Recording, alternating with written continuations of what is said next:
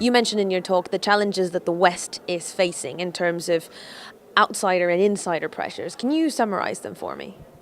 I mean, the big challenge now as we have Brexit and also the Trump administration in the US, which basically is no longer supporting free trade and also multilateralism, so the big multilateral organizations. I think the Western economists, to some extent the experts, have to better explain the important dynamics, for instance, economic globalization or the digital world economy. And I think we should not be naive to think that the old pillars of prosperity are dead. Instead, I think we should be in favor of free trade. Maybe we should slow down certain processes. It's very important that the losers of economic globalization will get some support, for instance, by active labor market policy, or that people generally are encouraged more to engage in human capital formation, for instance, also using digital formats. You mentioned as well during your talk that there is still a resilience from the status quo and the establishment to recognize these outside forces as almost as legitimate pressure groups. How can businesses and governments make that shift so that these outside forces like Trump or like Brexit or anything can start be a part of the solution? Yeah, I think, of course, in a democracy, you want to get on board as many people as you can get, and better explaining reality and the dynamics of globalization is one element.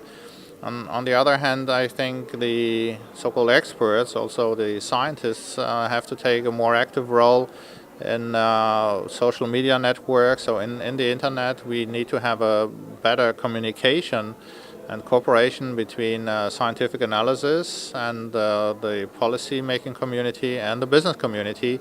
So it would be important that these three pillars of society, in a certain way, would better explain what needs to be done. Also, reforms have to accelerate because globalization is such a fast process.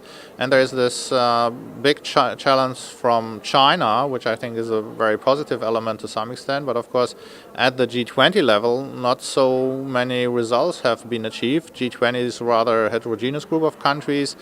I'm optimistic in the sense that economic globalization will help with economic convergence, and as per capita income become more similar across countries, then consensus building also will facilitate. One last question, and you touched upon it on your last answer a little bit. Should we still trust experts? Why is it important to listen to experts? Yeah, I mean, you should listen to the right experts. There are a lot of people in the media and so on who, let's say, are kind of influential, but they do not have a solid background. So, for instance, in my institute, it was 18 months before the euro crisis that we had a publication on this. I would not say that, for instance, my institute always is a leader, but we have a very professional international network. And it's very important that also people in the business community or in banks ask, okay, who is the right expert? Where is the network which has a solid answer, an analytical basis, for instance, for understanding Brexit? And Brexit, I think, has a lot of dramatic challenges, and I would not be surprised if some of the best analysis comes from outside the UK, just because you have this view from the outside.